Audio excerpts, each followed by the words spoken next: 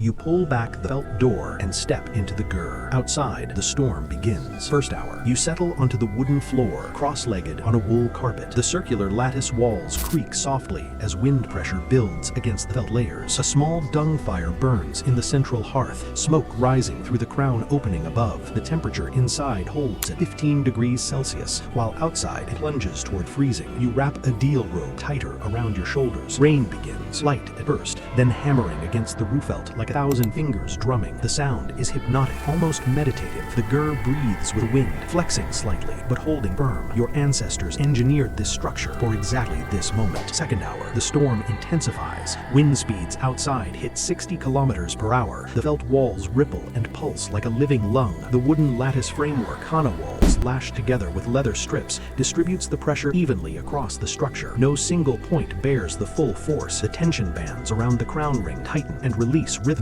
You add dried dung to the fire. Smoke thickens briefly before finding the sky window. The temperature inside drops to 12 degrees Celsius. You're still comfortable. Outside, the temperature has fallen to -5 degrees Celsius. The 20-centimeter thick felt insulation creates a thermal barrier. Your breath doesn't fog. The fire does its work. Third hour, lightning cracks across the steppe. Thunder rolls like cavalry across the horizon. The storm is directly overhead now. Wind gusts reach 80 kilometers per hour. The ropes securing the gur to the ground, thick horsehair cords staked deep into the earth, pull taut. The entire structure leans 5 degrees into the wind, then springs back. The aerodynamic dome shape forces wind up and over rather than against. Pressure equalizes. A loose pot near the door rattles. You move it toward the center. The fire sputters as a downdraft pushes through the crown opening. You adjust the felt flap covering it, leaving just enough gap for smoke to escape. The gur darkens. Shadows dance on the felt walls. You pour arog, fermented mare's milk, into a wooden cup. The liquid sloshes with each gust you drink. It's sour and slightly alcoholic. It warms you from within. Fourth hour, hail begins. Ice stones the size of quail eggs pelt the roof felt. The sound is deafening,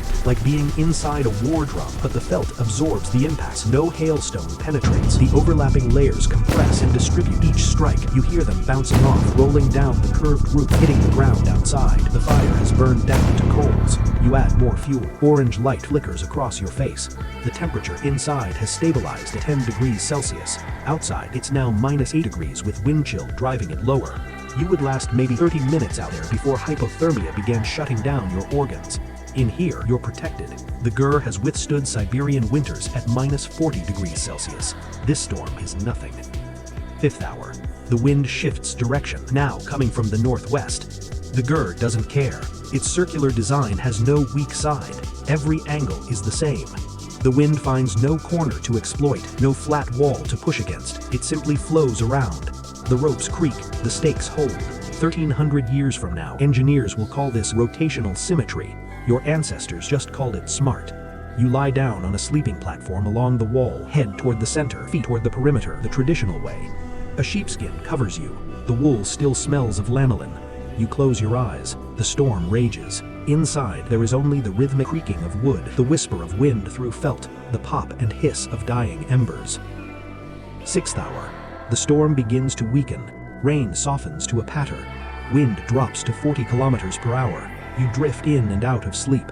The gur rocks you like a mother's arms. This structure, this perfect marriage of geometry and material, has protected your people for over 2,000 years. It will outlast you. It will outlast your grandchildren. When Genghis Khan's armies swept across the known world, they carried these gurs with them. 20,000 gurs traveling together, a mobile city that could pack up in 2 hours and reassemble before sunset. The storm doesn't break the gur. The storm never breaks the gur. Dawn. You wake to silence. The storm has passed. You push open the felt door. The steppe stretches endlessly, wet, clean, reborn. The sky is pale blue. Distant mountains wear fresh snowcaps. Your gur stands exactly as it did yesterday. Not a rope loosened, not a stake pulled. The felt is dark with rain, but already beginning to dry in the morning sun. Steam rises from the crown. You step outside. The air is sharp and cold. You breathe deep.